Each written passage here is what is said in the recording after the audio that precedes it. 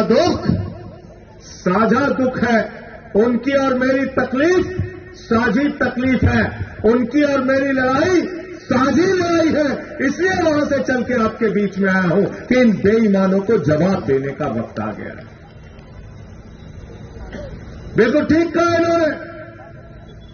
हमारी पार्टी के सबसे बड़े नेता अरविंद केजरीवाल को जेल में डाल दिया। देश के सबसे अच्छे शिक्षा मंत्री मनीष सिसोदिया को जेल में डाल दिया। मोहल्ला क्लिनिक बनाने वाले सत्येंद्र जैन को जेल में डाल दिया। 6 महीने मुझे जेल में रखा, 14 महीने अनिल देशमुख को जेल में रखा। लेकिन हमने बहादुरी के साथ कहा, नरेंद्र मोदी जी तुम्हारे रंगा बिल्ला की गुंडागर्दी से लड़ने का काम करेंगे, झुकने का काम नहीं करेंगे। आज क्या हुआ महाराष्ट्र के अंदर? एक सरकार चल रही थी महाविकास आघाड़ी की। उद्धव ठाकरे जी चीफ मिनिस्टर थे। बाला साहेब की पार्टी को, उद्धव ठाकरे की पार्टी को तोड़ दिया गया। शरद पवार जी की पार्टी को तोड़ दिया गया। 50-50 करोड़ में विधायकों को खरीदा गया। मैंने अब तक सुना था सोना चोर होते हैं, बाइक चोर होते हैं, कार चोर होते हैं, लेकिन ये भारतीय जनता पार्टी वाले पार्टी चोर है, पार्टी चोर। किसी की तीर कमान चुरा ली और शरद पवार की घड़ी चुरा ली। घड़ी चोर लोग हैं। इनको जवाब देना है कि नहीं देना, बताओ। देना है ना? हाथ उठा के बताओ पीछे तक। जिन्होंने भारत के लोकतंत्र को खत्म करने की कोशिश की, जिन्होंने बाबा साहेब डॉक्टर भीमराव अम्बेडकर जी के संविधान को महाराष्ट्र में कुचलने की कोशिश की, जिन्होंने विधायकों को खरीद फरोख्त करके मंडी लगा के महाराष्ट्र के अंदर सरकार बनाने का काम किया, मैं आपसे कहने के लिए आया हूं, आप चुनते हैं अपना विधायक इसलिए चुनते हैं कि वो क्षेत्र का विकास करेगा, महाराष्ट्र का विकास करेगा, आपके बच्चों का विकास करेगा। लेकिन वो लोगों ने अपनी बोली लगाई, आपके सम्मान को गिरवी रखा, महाराष्ट्र के सम्मान को गिरवी रखा। इसलिए छत्रपति शिवाजी महाराज को मानने वाले लोगों, मैं आपसे हाथ जोड़कर अपील करने के लिए आया हूं। छत्रपति शिवाजी महाराज का एक ही संदेश था, गद्दारों को माफी नहीं मिलनी चाहिए। गलत तो नहीं कह रहा हूं? गद्दारों को माफी नहीं मिलनी चाहिए, नहीं मिलनी चाहिए। भारत के प्रधानमंत्री और भारतीय जनता पार्टी के लोग अमित शाह, शिंदे, देवेंद्र फडणवीस प्रचार कर रहे हैं महाराष्ट्र में। मैं कान लगा के सुनता हूं उनके भाषण। आपके बच्चों के लिए कितने स्कूल बनाए नहीं बताते, आपके लिए कितने सरकारी अस्पताल खोले नहीं बताते, आपके लिए कितनी सड़कें बनाई नहीं बताते, आपको इन्होंने सोयाबीन का दाम क्यों नहीं दिया, संतरे का दाम क्यों नहीं दिया, कपास का दाम क्यों नहीं दिया, किसान आत्महत्या क्यों कर रहा है, नहीं बताते। कटेंगे बटेंगे की राजनीति करते हैं। महाराष्ट्र के लोगों, आपसे मैं कहने के लिए आया हूं, इनके बटेंगे कटेंगे की राजनीति को पूरे दाम में डाल देना।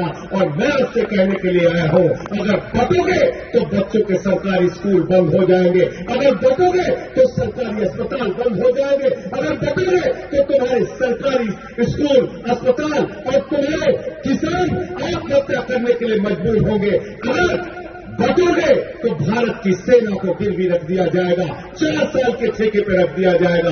अगर बटोगे तो महंगाई आसमान पे पहुंच जाएगी। अगर बटोगे तो महाराष्ट्र से 2 लाख करोड़ की योजना उठा के गुजरात लेके चले जाएंगे। इसलिए न बटिए न कटिए और मिलकर बीजेपी को रपटिए। तैयार हो ना सब लोग? बीजेपी को रपटने के लिए तैयार हो ना? अरे अब तो भगवान श्री राम ने भी इनका साथ छोड़ दिया, तुम लोग भी तो साथ छोड़ दो। छोड़ दिया कि नहीं छोड़ दिया बताओ? जीतू भाई, मैं अयोध्या के बगल का रहने वाला हूं, 60 किलोमीटर पे मेरा घर है। भाजपा इस बार लोकसभा का चुनाव लड़ रहे थे, अयोध्या हारे, सुल्तानपुर हारे, अंबेडकर नगर हारे, प्रतापगढ़ हारे, कौशाम्बी हारे, प्रयागराज हारे, चित्रकूट हारे, सीतापुर हारे, रामपुर हारे, रामटेक हारे और नासिक हारे। जहां जहां से नाम गुजरे सारी जगह पे बीजेपी वाले हारे। और मैं विदर्भा में खड़ा हूं। विदर्भा के लोगों, इस बार बीजेपी के दम को खत्म करने का काम विदर्भ करेगा।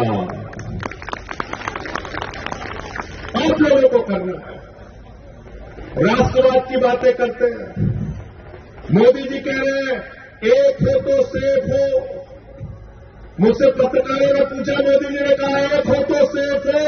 मैंने कहा वो आपके लिए नहीं बोला, उन्होंने दुबई के सेठों को गले लगा के कहा हम तुम एक है तो हमारे बच्चे सेफ हैं।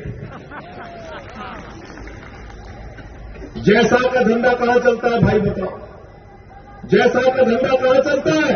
दुबई के सेठों के साथ, कतर के सेठों के साथ। मोदी जी कतर जाते हैं तो ऐसे वहां के सेठों को गले लगाते हैं जैसे बहुत मेले में बिछड़े हुए भाई हैं।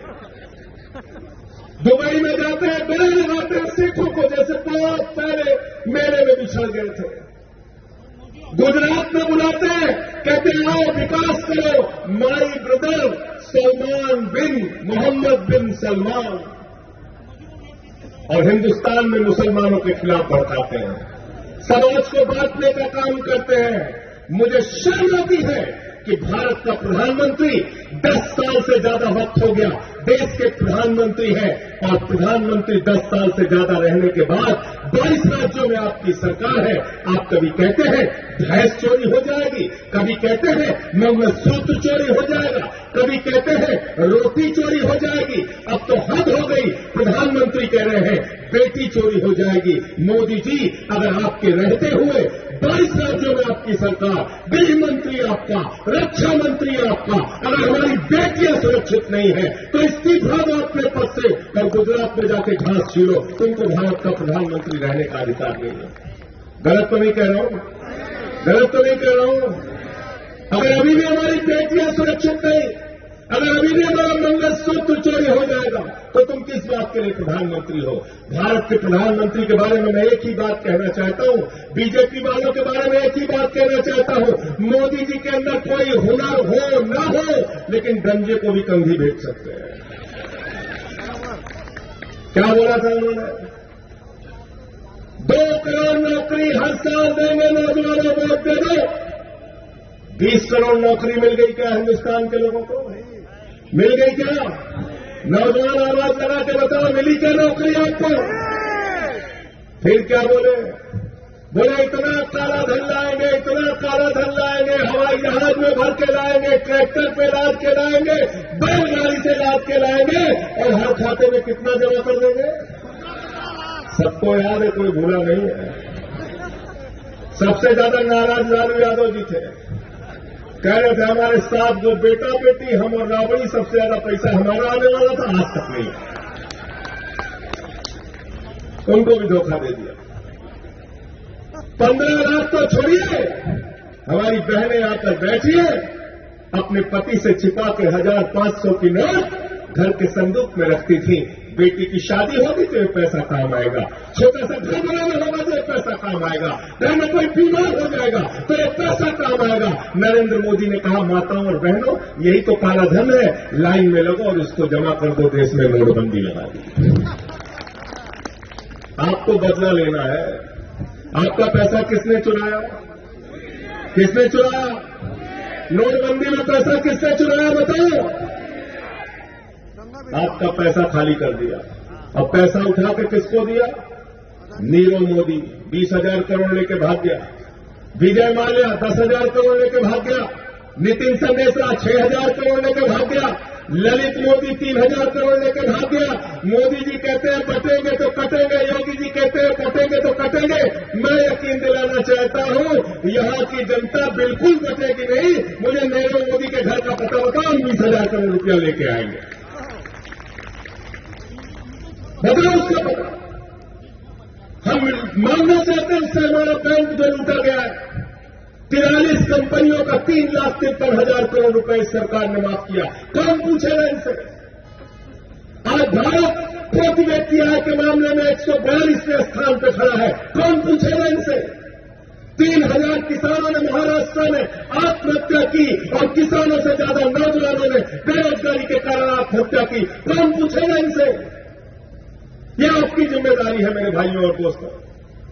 माता बहनों से हाथ जोड़कर विनती करने आया हूं, आपकी जिम्मेदारी है। और अगर मैं यकीन के साथ कहता हूं, अगर इस बार महाराष्ट्र ने इनको धूल चटाने का काम किया तो पूरे हिंदुस्तान से इनके सफाई की शुरुआत हो जाएगी और दिल्ली से भी इनको हटना पड़ेगा। आपके ऊपर बहुत बड़ी जिम्मेदारी है। और विदर्भों में हार रहे हैं लोग, महाराष्ट्र में हार रहे हैं, महा विकास अघाड़ी की सरकार आ रही है। और एक बात याद रखना, ये चुनाव के समय में 1,500 रुपए के चक्कर में मत पड़ना। अगर 1,500 रुपए देने की नीयत साफ होती तो कितने समय से है शिंदे की सरकार में? 2.5 साल। 2.5 साल पहले क्यों नहीं किया? क्यों नहीं किया 2.5 साल पहले? जैसे ही चुनाव खत्म होगा, गलती से अगर ये लोग आ गए तो 1,500 रुपए बंद हो जाएगा। इसलिए महाविकास अघाड़ी की सरकार आ रही है जो आपको 3,000 रुपए प्रति माह देने वाली है माताओं बहनों को। और नौजवान दोस्तों, जाके आप बताइए अपने नौजवान साथियों को, उन बेरोजगार भाइयों को कि अब चिंता करने की जरूरत नहीं है। 2.5 लाख नौकरी हर साल महाविकास अघाड़ी की सरकार देगी। और अगर सरकार नौकरी नहीं दे पाती तब तक आपको 4,000 रुपए प्रति माह बेरोजगारी भत्ता नौजवानों को देगी। और हमारी माताएं बहनें बैठी हैं, दिल्ली में केजरीवाल साहब ने माताओं बहनों के लिए बस की यात्रा फ्री की है। मुझे खुशी है महाविकास अघाड़ी ने अपने घोषणा पत्र में शामिल किया है, माताओं बहनों के लिए पूरे महाराष्ट्र में बस की यात्रा फ्री होगी।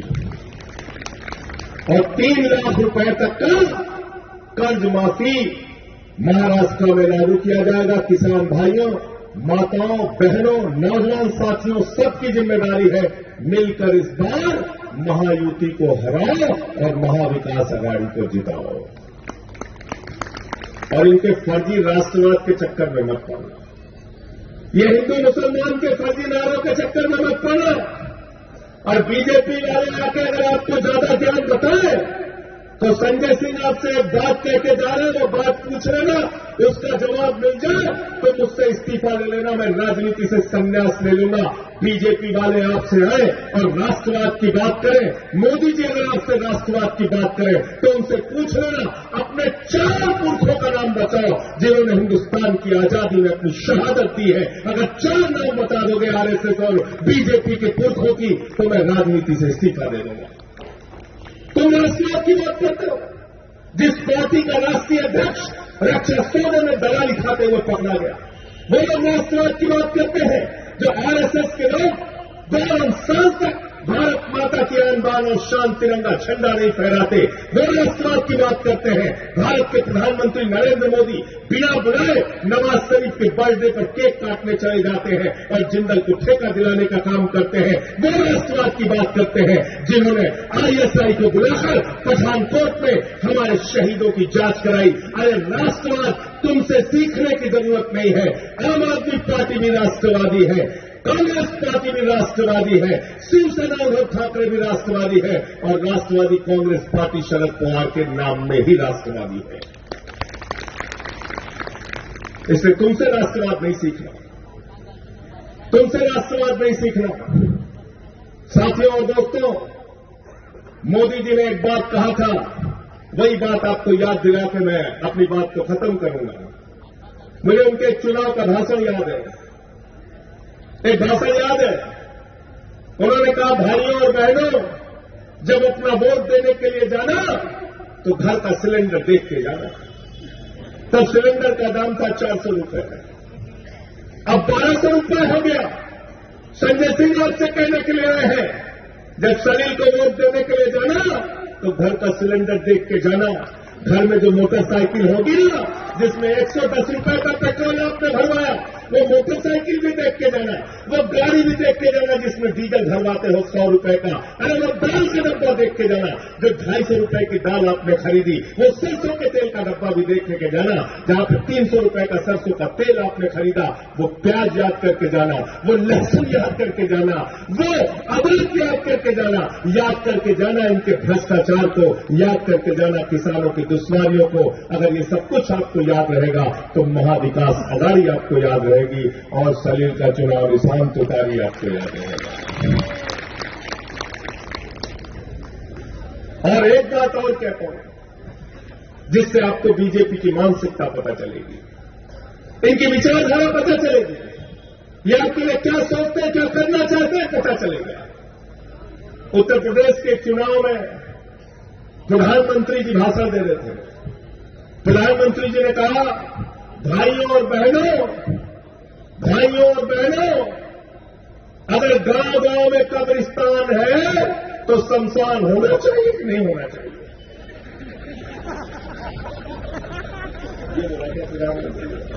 प्रवीण भाई, देवेंद्र जी, सुना भाषण आपने? प्रधानमंत्री देश का कहता है, वो ये नहीं पूछते कि अगर गांव गांव में स्कूल है तो अस्पताल होना चाहिए कि नहीं होना चाहिए, सड़कें टूटी है तो सड़कें बननी चाहिए कि नहीं बननी चाहिए, आपके गांव के अंदर अगर कोई जरूरत है, पानी बिजली की समस्या है तो वो दूर होनी चाहिए कि नहीं होनी चाहिए। भारत का प्रधानमंत्री कहता है, अगर गांव गांव में कब्रिस्तान है तो शमशान होना चाहिए कि नहीं होना चाहिए। मैंने कहा, ये बीजेपी वाले अब सगुनी लोग हैं, उसी के बाद देश में कोरोना फैल गया और गांव गांव में शमशान बन गया। इस पार्टी को हटाने का काम अपने वोट की ताकत से कीजिए। ये आपके बच्चों को भविष्य नहीं दे सकते, ये आपको रोजगार नहीं दे सकते, ये स्कूल अस्पताल नहीं बना सकते, ये शमशान बनाने वाली पार्टी है। हमको शमशान कब्रिस्तान नहीं चाहिए, हमको अपने बच्चों के लिए स्कूल, अस्पताल और सड़कें चाहिए, महाराष्ट्र की तरक्की चाहिए, रोजगार चाहिए। तैयार हो सब लोग? तैयार हो ना? तो अंत में इन्हीं लाइनों के साथ कि ये अमन बिक रहा है, चमन बिक रहा है, गरीबों के तन का कफन बिक रहा है, बाजारों में बहनों का तन बिक रहा है। यारों, बुरा न मानो तो कह दूं, इन बेईमानों के हाथों वतन बिक रहा है, इन बेईमानों के हाथों वतन बिक रहा है। इस वतन का सौदा करने वाले लोगों से आपको इस देश को बचाना है, महाराष्ट्र को बचाना है, महाविकास अघाड़ी को जिताना है। सलील भाई के तुतारी निशान पे 20 तारीख को इतनी बटन दबा देना कि बाकी सबकी जमानत जब्त हो जाए। एक बात और सुन के बड़ा दुख हुआ, आज कुंभी समाज के बारे में बीजेपी के नेता ने जो बयान दिया, 500 रुपए में बिकने वाली कौन बताया, उसका बदला भी अपने वोट की ताकत से लेना। बहुत बहुत शुक्रिया, बहुत बहुत धन्यवाद। इंकलाब जिंदाबाद, आम आदमी जिंदाबाद, महाविकास अघाड़ी जिंदाबाद।